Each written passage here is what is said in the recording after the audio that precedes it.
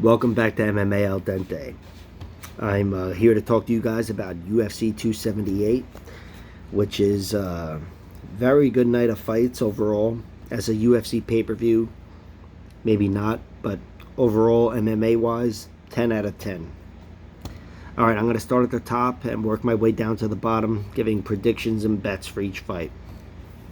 Kamaru Usman versus Leon Edwards.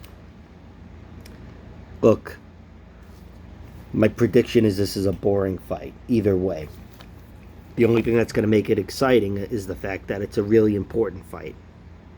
And of course, I'm sure there might be some excitement. Both guys have been rocked. But generally speaking, I think, of course, this fight will come down to the wrestling. But if Kamaru Usman is able to win this fight, if Kamaru Usman wins this fight, of course, the knockout's a possibility, but I think the most likely course is a wrestling game plan in which his wrestling is not as successful as it was in the first fight, and he's reduced a wall install. I think it's similar to the Jorge Masvidal fight, the first one. And Leon Edwards, if he wins this fight, although I bet on round 1 and 2 knockout plus 1100, I think the most likely course is a decision in which he's able to stuff Kamaru Usman's takedowns and stuff the wall install, circle out, and just, be too fast and too good defensively for Kamaru, where Kamaru's that bull chasing the matador, getting pieced up. Not that Leon Edwards, I don't know how the wrestling's going to play out, but generally speaking, I feel like wrestling defense gets better over the course of an MMA fighter's career, and the offense doesn't. I've watched so many fighters over the course of the years: Josh Koscheck, Gray Maynard, Dan Henderson, Tyron Woodley, whoever the fuck else. They develop a big right hand and their double leg disappears or dissipates. There's not, it's half as strong as it once was. And there are only a few fighters who maintain that strong double leg, like Chael Sonnen, Khabib, whoever else.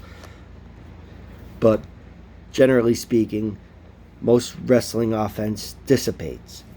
And look, Kamaru Usman, he's been able to out-wrestle plenty of opponents in the beginning part of his certainly his early career and his early UFC career. We saw him being more of a, takedown and arm triangle choke kind of guy, which of course he's still got that in his arsenal. But, you don't see him using his wrestling as much these days. Not that he has to, because his hands have produced a lot of great results for him. But, I'm just worried that he's gone the way of the striker. Now, of course, my prediction is he wins a decision, so I'm going to say he hasn't. And even if he has, I know he's got the heart, cardio, and tenacity to wall install for 5 rounds against anybody. Because even if it's a boring-ass fight, you need all that shit to beat Leon Edwards in any fashion, or Jorge Masvidal. But that's how I see this fight going. Similar to the first Masvidal fight for Kamaru Usman, it's a boring wall install. My bets, however, on Leon Edwards. They're all on Leon Edwards because I do think Leon can, certainly win the fight at range. And look, the knockout, if the knockout's going to go to either guy, they've both been rocked. Kamaru Usman was rocked by Colby Covington in the first round of their first fight. He was staggered. And he was dropped by Gilbert Burns in the first round of their first fight, of their only fight. Which is why I bet on the rounds 1 and 2 KO prop for Leon Edwards. Not that he's Mr. Power Puncher, because, of course, Gilbert Burns is, but Colby Covington is also deceptively powerful. The way he moves and he throws hard, fast strikes, he's deceptively powerful. Trust me. He doesn't produce the knockouts. Neither does Leon Edwards, though. But Leon Edwards is a much more refined striker. If they're fighting at range, he's got much more diverse attacks. He'll work with the teep and the body kicks and whatever else, and, switch kicks and whatever. He's a very good striker. Whereas Kamaru Usman is, not so much with the kicks. He's more of a basic boxer, I should say, puncher. But his right hand is a right hand from hell. He's one of those guys like Dan Henderson, where Dan Henderson was one of the best strikers in the division. He was up there with Anderson Silva and whoever else. And you knew he was limited as a kickboxer, but you could put him in there, and especially with 4-ounce gloves, that right hand changes everything. And at this point, I feel like Kamaru Usman might have that right hand. And Leon Edwards, we've seen him dropped against Brian Barberina, and of course Nate Diaz. He wasn't dropped, but he may as well have been. He was staggering around, and I've done that same math everybody else has.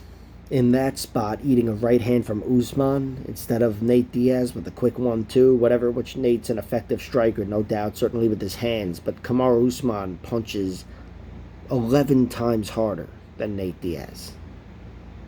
I said that with so much conviction, you would think I knew the stats or something. No, but it looks like he's 11 times harder. And, like he throws 11 times harder. And Leon Edwards, if his chin is in any way susceptible or weak, vulnerable, Kamaru Usman's going to finish him. Now, of course, like I said, Kamaru Usman's been dropped. Leon could put him away, but, it would have to be a perfect shot, more so, with Leon Edwards, And Kamaru's been caught early, but I don't think Leon's got that power that those other guys have. So really, I think Leon's best course to a victory here is a decision. And you get that at plus 600 on BetUS.com. That's what I've bet on. Nothing crazy because my prediction is Usman wins via decision. But I see this being a competitive fight. And I don't think Kamaru's wrestling is going to be dominant like it was in the first fight, where it's certainly not where it gets stronger. I think if he comes out with that wrestling game plan, eventually that's going to dissipate and it's going to turn into a wall install game plan. So we'll see how the fight plays out. I do think it'll be a boring fight, not to be whatever, because I feel like even if Leon Edwards wins, of course, that in itself will be exciting, but it won't be like Juliana Pena taking out Amanda Nunes or something. Leon, I see him winning by stuffing and not really overcommitting to anything, but outpointing Kamaru from range. Whether or not Kamaru lets that happen is, remains to be seen. But that's how Leon Edwards wins fights. He wins fights comfortably from the outside. And that's only because he's got that grappling strength, that defensive grappling to make those fights available for him. Fights against really good fighters like Rafael Dos Anjos and Gunnar Nelson and whoever else, Bilal Muhammad. Leon Edwards is a really tough guy to wrangle, and on the feet, he's bested everybody so far. Now, that may change with Kamaru's big hand, but still, overall, I think Leon Edwards is the better striker in this fight. He's the alpha striker. Kamaru doesn't want to be on the feet banging at range with him. He's going to try to feel it out and see how it goes or whatever, but still, I expect Kamaru to come in with a wrestling game plan, whether that's based on, feeling him out and shooting in round 2 or the end of round 1 or the beginning of round 1. I think Kamaru Usman has in his head, I have to wrestle this guy and I have to smother him because at range I'm at a disadvantage. Which, look, in the first fight he was. Kamaru Usman was just, I don't know, especially by the end of the fight. Like I said, he's been saying it all week. Kamaru's been saying Leon wilted in that fight, and he wilted in the 3rd round.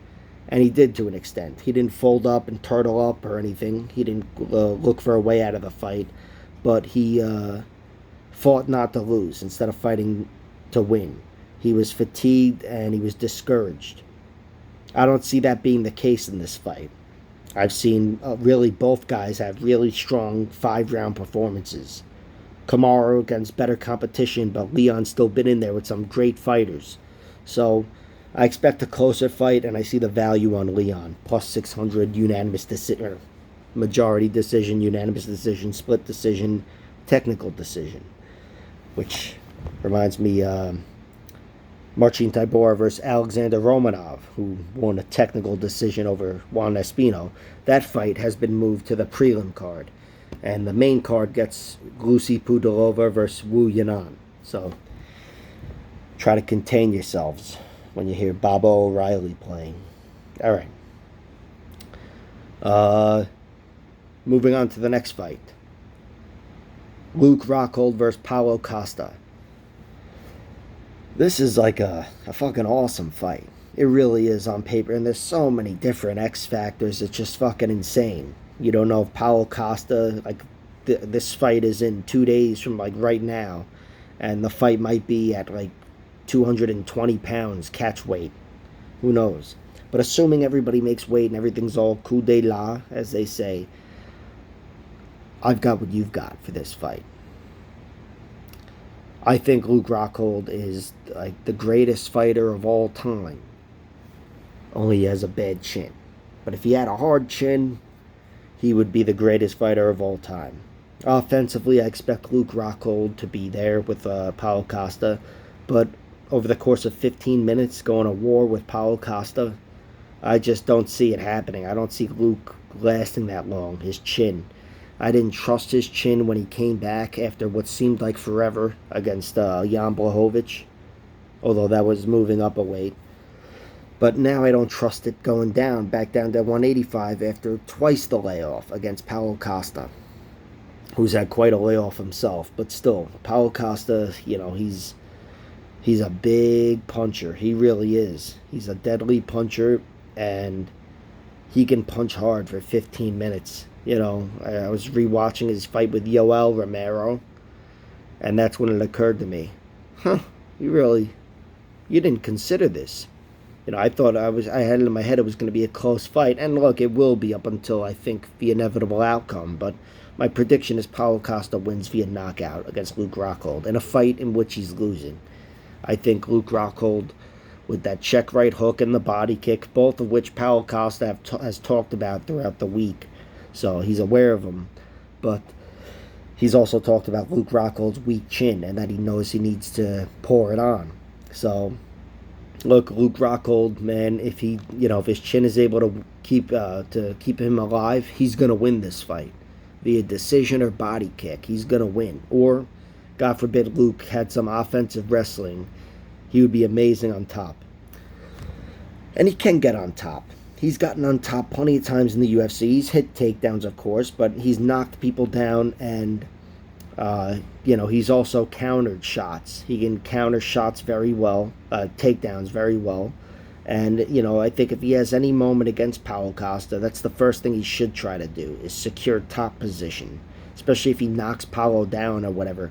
Luke gets on top in this fight against anybody. If Luke gets on top, that guy's full mount is better than anybody else's in the UFC. It's one of the best full mounts in UFC history, in MMA history, with, like, Josh Barnett and fucking Shinya Aoki and whoever else. And not even just submission-wise, which submission-wise, it's a very small part of his full mount. The TKO is his path to victory from the full mount over anybody. So if he's able to get the full mount against Paulo Costa, I think he puts him away. I think he beats the fight out of him in 30 seconds. But, again, I see Paulo Costa's opportunities coming a lot more quickly and a lot more frequently. And on the feet, Paulo Costa, look, he's a really tough guy to wrangle. So Luke's not going to be able to take him down so easily or bully him around. And Paulo's going to be throwing heat. My prediction is Costa wins via knockout. My second prediction would be Luke Rockhold winning via knockout. But I like Costa via knockout rounds 1 and 2, plus 185, plus 350. And I've hedged it on Luke Rockhold catching Paulo Costa cold with plus 2,500. I had to play that. Luke Rockhold with a nice fresh high kick in round 1 at 25-1 odds. That's good enough. But either way, that'll be a very exciting fight. I'd love to see Rockhold win it, I gotta be honest. And he can. It's just, I wish I had more faith in his chin. But if he doesn't get knocked out, he's winning that fight. That's my prediction. Costa's going to be all over him, but, if you don't knock Luke Rockhold down, he's in it. He's swanging and banging. It goes back to, his war with Jacare, and, those fights seem like so long ago, and they are, but, he's only 37. Listen to me, he's only 37. I'm 36, so I'm trying to whatever. But, the end is near. But for a guy that's been knocked out in like 5 of his last whatever fights, it's just, this is a dangerous fight. let me say really big kudos to Luke for taking this fight, because he had that fight secured with Sean Strickland, which is the most favorable matchup for him, maybe of the top. At that point, it was top 5. But Costa's the most dangerous, aside from, maybe Adesanya and whoever else. But Costa's a guy that's going to be really tough to wrestle, and he's going to be throwing heat hard for 15 minutes. So, really big balls on Luke Rockhold's end. All right, next up, Merab versus Aldo. I don't care who wins this fight. I love both guys. But I find myself going Aldo's way, betting-wise. You can get his money line at plus 110 right now on BetUS.com, which is something I've been all over, especially because I was all over it at plus 105. But, I think things are swinging Merab's favor betting-wise, and it might be worth it to bet on Aldo. That's my prediction. Aldo wins this fight. If I had to say anything, I'd say he wins via decision, which, that's a really tough out for Merab if he's getting his ass kicked for the better part of 15 minutes at Jose Aldo. And I'm betting on Merab's toughness in that bet. But also I do think there's value on Aldo to win via finish. I haven't seen the KO odds yet, which bothered me, but the finish is plus 375. That's for submission, knockout, whatever, DQ. I want to see the KO odds, though, which, hopefully it's plus 500 or whatever for Aldo. If I guess it's probably not much higher than plus 375. It's probably like plus 400, 450 maybe. But that's Aldo's path to victory. Merab was hurt and staggered from Marlon Moraes. And Jose Aldo, of course, he's not Marlon Moraes, but he's, that's the most similar guy to Aldo, certainly in the division. And Aldo is a really good, one of the best anti-wrestlers of all time.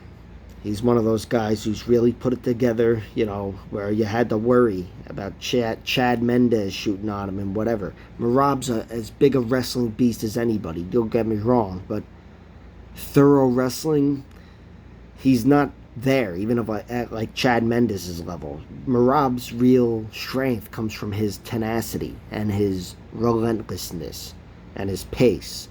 He's a guy that breaks people, and even when he can't out-wrestle you, he's breaking you with his pace. Jose Aldo, I think, can handle anybody's pace, certainly on the feet, and technically on the feet, I expect Jose to have a big advantage. I think if he's able to stop the wrestling from Merab in any round, if they're on the feet for 5 minutes, Jose Aldo has a great chance of putting him away. Now, more so than that, I think Jose Aldo's got just a great chance of winning, putting him away or not. That's why I like the money line at plus 110. Aldo via decision, of course. If Aldo is able to find a weakness in Merab, he'll capitalize on it, leg kicks or whatever, the uppercut, yada yada. But I think this fight is going to come down to the third round. I see Merab, getting Aldo down at least once. He's relentless and he's talented and skilled. But Jose Aldo's a guy who's been there. He's been there in plenty of 5-round fights, countless 5-round fights. And he's looked really sharp as of late against some really good fighters. Chito Vera, Pedro Munoz, whoever else. Against Merab Dvalishvili, that's how you say his name, Dvalishvili, I see Jose Aldo taking over this fight. I see those leg kicks, once they're at range. And Merab's going to be trying to crowd Jose. This isn't just where Merab's going to be shooting on him. Merab's going to be trying to knock Jose out in round 1. I see round 1 being close, whether there's a takedown or not, to be honest. Because Merab could catch someone cold. That's how he knocked out Rafion Stotts, one of the best fighters in the world in Bellator. And he was knocked out with a spinning back fist on Dana White looking for a fight. And that could happen here with Aldo, but Aldo's been knocked dead once, and that was against Conor McGregor. He was TKO'd from another type of relentless fighter, and Max Holloway, who pieced him up on the feet. And that's a striker, a volume striker at range with every physical advantage possible. Merab doesn't have those advantages or that skill, and I don't see him knocking Jose Aldo down with anything that's not going to knock him out cold. So really, Merab, he's going to be coming to bang and whatever, and he will be swinging hard in that first round. But Jose Aldo, if he wins the wrestling battle, he takes over this fight, and he's going to have Merab in some real trouble in those last few rounds. So I'm taking Jose Aldo to win the fight. I do think Jose Aldo is a really tough guy to out-wrestle. And although he's been taken down plenty of times, he's deceptively good, even offensively, as a wrestler. And on the feet, there's very few guys that can hang with him. And the guy Merab, although he's dangerous and, powerful and whatever, on the feet, he can't handle Jose Aldo. If they were to kickbox, the fight wouldn't even be sanctioned. So I'm predicting Jose Aldo wins. I like betting on the finish, certainly in the later rounds, but the finish props weren't available when I wrote this down. So plus 375 finish, that's the submission or knockout. Maybe Aldo gets a submission. Wouldn't that be fucking surprising? But Jose Aldo's my pick. And as for the parlays, because BetUS only allows you to use the money line, I've been betting on Jose Aldo flat. Plus 110, plus 105, whatever. Alright, next up, Wu Yanan versus Lucy Pudilova. God, that fucking depressed me saying that out loud, but that is next up. Fourth from the top. Don't get me wrong, it's not like I hate the fight, I just hate the placement on the card, but my prediction for the fight is Lucy Pudilova wins a very exciting fight. I do think the fight will be exciting. I think pretty much any fight Lucy Pudilova wins is going to be exciting. But I think it will be an exciting striking battle where Lucy Pudilova is just too relentless and she's, too rangy. I do think Wu Yanan has better volume striking overall. I see her winning on points or whatever. Not winning on points, but putting up more points. But Lucy Pudilova, this will be an example of power winning decisions. I think her power and her tenacity will win decisions. Lucy Pudilova is like, when she's in that fight, when you bring a fight to her, she shows the fight. She shows the dog in her. Whatever, I hate that fucking expression, but she really does bring it out. And look, that's like a thing that you'd refer to some side bullshit like optics, but it'll be a thing. Wait till the fight happens, because no one's getting finished, I think, in this fight. Although they've both got some finishes on their resumes. You expect this to go to a decision and it to be largely contested on the feet. If Lucy Pudilova is not totally outstruck here, where she's being outstruck from a distance and she can't get in on her, no, Lucy Pudilova is going to win this fight. And look, to be inside striking distance, you're inside the other fighter's striking distance. Certainly if she's got longer reach, which is what Pudilova has. So Pudilova, I don't see her being at any sort of a disadvantage here where she's playing too much catch-up, and her power and just her, tenacity, for lack of a better word, it's one of my favorite words of the fighter, will win her the points, I think. I'm taking Lucy Pudilova to win a very close decision, and I don't really like the decision line at all, though.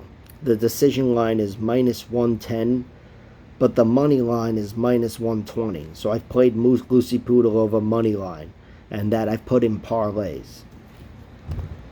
And to hedge, you can take Wu Yanan, because this will be a close fight. Wu Yanan via decision at plus 175. That's a little lopsided, because I expect it to be a close fight. But I'm taking Pudilova via decision, and I bet on her money line at minus 120.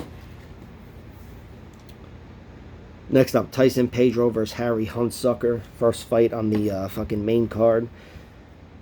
Which, whatever. Just, I can't believe the first fighter coming out on the main card of the pay-per-view is Harry Hunsucker. No offense to Harry, whatever. He's brought us enough entertainment already. But, yeah, not the greatest fight. This is supposed to be a squash match, as they say. It's an old pro wrestling term where Hulk Hogan would beat some scrub, some local guy. But Tyson Pedro is going to win this fight. He's just a much better striker, much better grappler, much better fighter. And I think he's even bigger. He's certainly taller and filling out as a heavyweight. I think, Harry Hunsucker is going to be undersized in this fight, and he's going to have every disadvantage possible. I'm taking Tyson Pedro to win. I'm taking him to win via first round knockout, and I'm not betting a dime on this fight. Although, I'll probably get drunk enough and bet on Harry Hunsucker, but I'm a degenerate, so what do you want from me?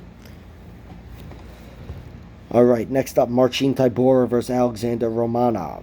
Not Romanov, Romanov. Listen to me, I'm going to call him Romanov in like 2 seconds. I'll just get it over with now. Romanov. Alright. I don't know about this fight still. I've bet on Marcin Tybura, I'm not going to lie.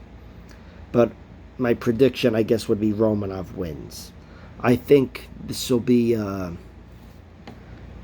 closer fight than people expect, certainly than the odds expect. That's why I think all the value's on Tybura. I've got Tybura winning via knockout rounds 2 and 3, plus 2,000, plus 2,500.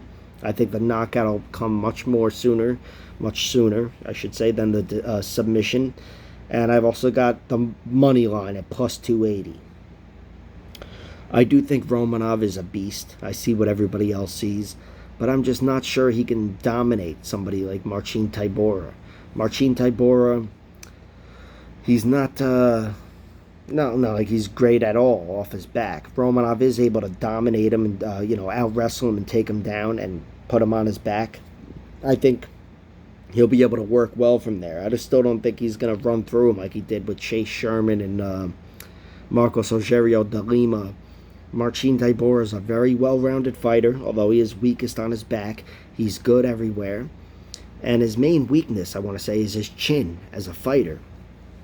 Romanov, that's the one thing I haven't seen from him, is real clean knockouts on the feet and clean knockout power, or even refined striking. It's just not there. He's a beast who's looking to grab someone, Donkey Kong slam him, and then Donkey Kong pound him. And don't get me wrong, that could work against Tybura or anybody. But Tybura is where I'm drawing the line. I think Tybura is going to be too much for him. So, I think that, like I said, I guess my bet would be Romanov wins.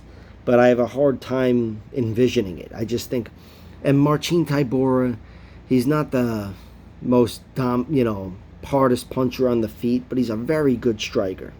He's got that head kick over Pesta, or Victor Pesta, or whatever. Maybe it was some other guy. But, he's got great cardio. Romanov had me doubting his cardio in his fight with Juan Espino, which I realize is a very unique fight. Juan Espino is not the fighter Marcin Tybura is, don't get me wrong, but he's twice the wrestler Tybura is. And it could have just been a stylistic clash, where it's a guy you can't dominate with your wrestling, and that's going to fatigue you, which is what I saw. I saw Romanov, Ray Romano, whatever the fuck. I saw him fatiguing. He fatigued in that fight. And I don't want to say he took the easy way out with the horse shit and whatever, but I'm not going to argue against anybody else who would say that.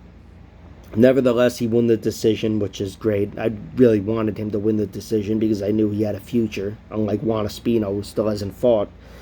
He fought once in like 20 years or whatever. But, I do have my doubts about Romanov. I think if he's able to take Tybura down, that'll only get more difficult along the way to dominate Marcin Tybura and take him down. I think it'll be kind of like I talked about with Usman and Leon, where he's reduced to smothering him against the cage and just hanging on for dear life, because I know he's not going to be wanting to fight at range with Tybura, who should have the cardio kickboxing to go and make him sound like some jazzercise soccer mom, but he should have the cardio kickboxing to go 3 rounds. And he's a bigger guy. He's a bigger, I don't know if he was bigger than Romanov, but he is now, because Romanov lost that 20, 30 pounds or whatever. He shrunk down, which does give me better hopes for his cardio. I know that's the only reason he did it in the first place, but it might work against him, obviously, in other ways. Just overall strength, which is important, as I talked about in the Nate Landwehr-David Onama fight. He had David Onama 3/4 dead, and he couldn't finish him because the only thing that was missing was just that strength. If he was a little bigger and stronger, he could have had that positional advantage and put him away in the crucifix or any other position, or even submission-wise, the guillotine or whatever. But Romanov, I don't know. There's a lot of X factors going in, so I think my prediction, gun to my head, would be Romanov wins a decision, and it's a decision that starts off strongly, excitingly, and gets less exciting with each round. But my predictions are all on Tybura.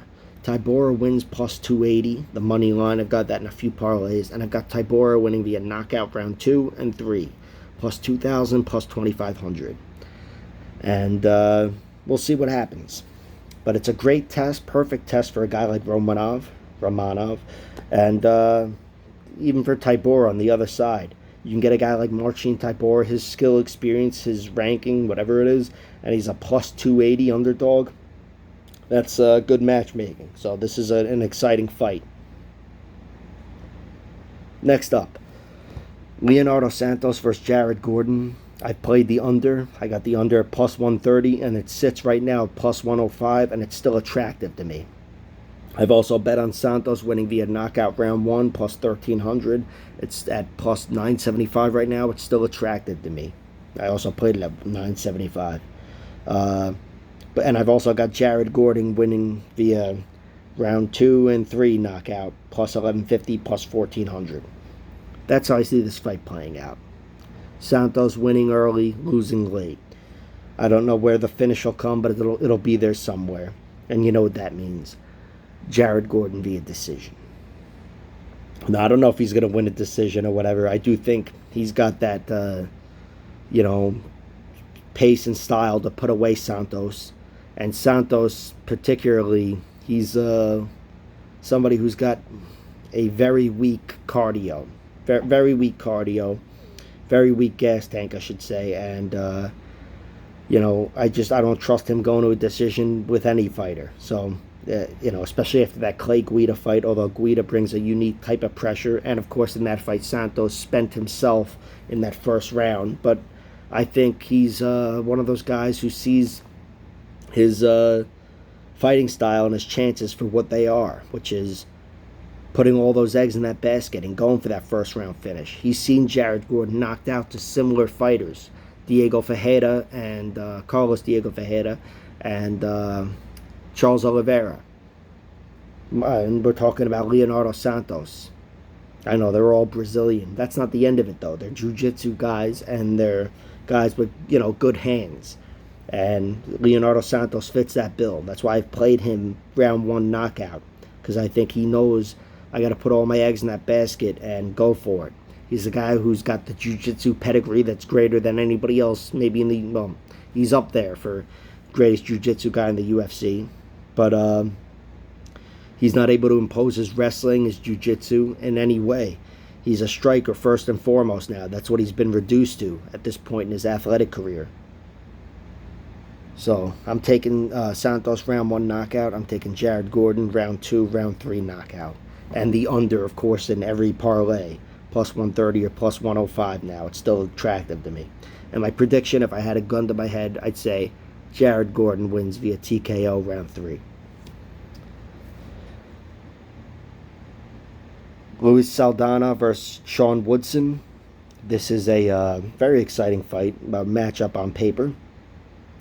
I think Woodson wins. I think he wins via decision. I think Luis Saldana is going to be in his face, and he's going to be scoring points, and this could be a close fight. I know the first round is going to be close, but I do see Sean Woodson winning round 3. One of those type of fights where I see him taking over. Of course, I see him winning round 2, I guess, and maybe even round 1, but I see him winning round 3. He's got a style that's really hard to handle, and Luis Saldana's, nice tall guy in the weight class, and he's fighting a guy who's taller than him by 3 inches, and he's got whatever inches out of reach. And Sean Woodson, we've seen his body work, not to mention his body of work. He's very effective with those hands and those knees. He's got that beautiful knee knockout over Terrence McKinney. He's a very, very effective striker. Very effective. And by that, I don't mean he's good at knockouts. He's not good at knockouts. He's really good at striking, though. He's a volume guy, and He's got the cardio. This is a full camp. He's going to be winning this fight, I think. Unless, of course, he gets finished. And Saldana, look, I'm really impressed with him and his heart. And he's got a nice, diverse striking game, too. And he's going to be in Sean Woodson's face. But, gun to my head, I'm going with the guy that, has those physical advantages. And I know he can fight hard for 15 minutes. So I'm going Sean Woodson. I mean, they both can, but Woodson's bigger, badder, and better, I think. So I'm going with Sean Woodson. I didn't really bet on anything. Unanimous, or any decision, plus 115. And I sprinkled something on a round 3 prop, plus 900 for Sean Woodson. Let me take a drink. Next up, Miranda Maverick versus Shanna Young. It's a fight we saw before. I think this was one of the exhibition fights in Invicta. But I see this fight going similarly. Miranda Maverick is a force to be reckoned with. So is Erin Blanchfield. Erin Blanchfield went through her. Didn't go through her per se, didn't finish her, but dominated her wrestling-wise for 15 minutes. Miranda Maverick, I think her stock went down in that fight, but people forget how good she is. She's really good, and I see her putting away Shanna Young via submission again. My bets for this fight are under 2.5 rounds. I attach that in a lot of parlays, plus 110. And submissions. Rounds 1, 2, and 3 are plus 375, 700, and 1,000. I've bet on, because I couldn't bet on submission flat. They have, whatever, knockout or submission, which, whatever. I don't see the knockout coming. But Miranda Maverick is a very good grappler, and she's not going anywhere. Like, that's one thing I said about Gina Mazzani when she fought Shanna Young. I bet on the under for that fight, if you'll remember. And that was one where Gina Mazzani, I picked Gina to win, I believe, to win that fight, but I didn't trust her. Maverick, I trust. Where if things aren't going her way, because Shanna Young's a competent fighter herself, Maverick's not going anywhere. And look, my prediction is things will be going her way every second of this fight. She's going to get her down, and I see Miranda Maverick winning via rear naked choke again. I just see her being the better fighter. Shanna Young, not that she's not UFC worthy, but she's already succeeded in the UFC. But Miranda Maverick's a big stepping stone here. She's on another level, and she's on another trajectory. And this is the type of fight that she needs right now, where she's putting together. She's going to be on another winning streak. So good fight, good matchup, and a good opportunity for Shanna Young to avenge herself. But I don't see her avenging herself, not only on paper, but even whatever, morally, whatever. Her morale will be the same. She's going to lose via submission again. That's my prediction. All right, next up, AJ Fletcher versus Andre Loosa. This is one where I find myself inclined to bet on the underdog. I like Andre Loosa in this fight. He's they're both really strong guys, and Loosa's deceptively good. He's got I think 8-3 record and 6 finishes. Between those two, he's got 6 finishes and 5 decisions. I don't know why I wrote that down, wins and losses or whatever. My point is, I see this one going to a decision, generally speaking. And Andre Loosa's a guy who's, he's deceptively good, and he's fought better competition already than AJ Fletcher. AJ Fletcher had a beautiful knockout over some Italian guy on the Contender Series, and then he had a decent battle with Matt Semmelsberger, in which he wasn't able to hurt Semmelsberger, although he was, I think he took him down, had some success in the beginning of that fight, but then Semmelsberger took over, and by the end of the fight, Semmelsberger was out wrestling him, which, AJ Fletcher, he's a guy that's put away a lot. I think he's got 4 knockouts, 4 submissions, and he's an explosive fighter. We saw the flying knee there. But physicality-wise, he might have a slight edge here, but I think it's going to be even against Loosa. Loosa takes that away. And on the feet, Loosa, although he's not Mr. Knockout, he's able to, he's able to fight with a lot of great fighters. We saw him against Jack Della Maddalena and in the UFC against Moni Lozez. And also, between those two fights, he fought John Howard and took him out, or beat him by decision. But he's a very competent striker. He's been able to, he was hanging with Della Maddalena, that's his last name, and also Moni Lozez. I thought he clearly lost both fights, but he was hanging in there. He was going tooth and nail. And in the Della Maddalena fight, he showed some grappling too. I think he crashed into a takedown first and then hit a clean takedown and then his second one there. So he's a deceptively good fighter. I trust him, his chin and everything, to hang through all of Fletcher's offense. And I think his scrambling and his wrestling ability is there, where, seeing Semmelsberger, a similar type of fighter, out-wrestle Fletcher or get top position in one way or another. I see Andre Loosa being a tough athlete to wrangle, and he's going to find the same success. I bet on him at plus 275 to win the decision, and I attached him in a bunch of parlays at plus 130. Next up, Francisco Figueroa versus Amir Albazi. I'm taking Albazi to win. I like him to win via decision. I don't trust Figueroa. I trust Figueroa's heart and his, overall defenses and whatever, but I don't trust his cardio. I think he's got everything to keep him in the fight, but he doesn't have the cardio to win the fight late or win the third round. He's got Vitor Belfort syndrome. That was Vitor Belfort. You couldn't put him away, but, he's been put away, of course, but he was difficult to put away, but sometimes he would be discouraged. And a lot of discouragement comes from fatigue.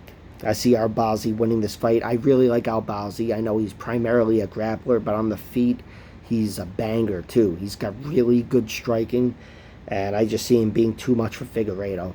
I'm trusting Figueroa survives, but he's been finished before, knocked out, and submitted once.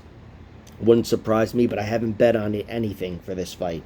I like Albazi winning via decision, and I'm going to bet on Figueroa to win via submission round one, because after you see that submission he hit on whoever in his last fight, that was just a work of art, and it's like, my God, I'll never not bet on this guy winning via first round submission, which all of his submissions come in first round, I believe, or a lot of them anyway. Not all of them, not at all. But anyway, it's certainly a possibility for Figueroa, but in general I see him fatiguing and losing this fight. Maybe he doesn't fatigue outright, but he gets worse, absolutely. And Amir Albazi starts widening the gap as the fight goes on. And if he's able to find an advantageous position, certainly the full mount, or if he's able to hurt Figueroa, he's got that offensive prowess where he'll put him away. But again, I didn't bet on it. Next up, Perrin versus Aoriqileng. I like Aoriqileng winning. I like his money line, plus 135. I've put in a few parlays for him to win a decision, which is my prediction. It's even odds. I don't like that, especially when, it's so close to the money line. Why not just play that? Perrin's really tough. He's a gamer, and he's got, I don't know if he's got the best striking style, but it's effective, and he'll score his points here. I just see Aoriqileng being and Aoriqileng is a wild fighter in his own right. But he's going to be dominant here, I see. Not totally dominant, but he's going to be outpointing him. He's not going to be worrying about wrestling or whatever, which I don't think he has to. And he's already shown enough in the UFC where I have enough faith in him to pull it out here. Perrin doesn't have the best record. Didn't have the worst showing, though, in the UFC. But still, I'm taking Aoriqileng.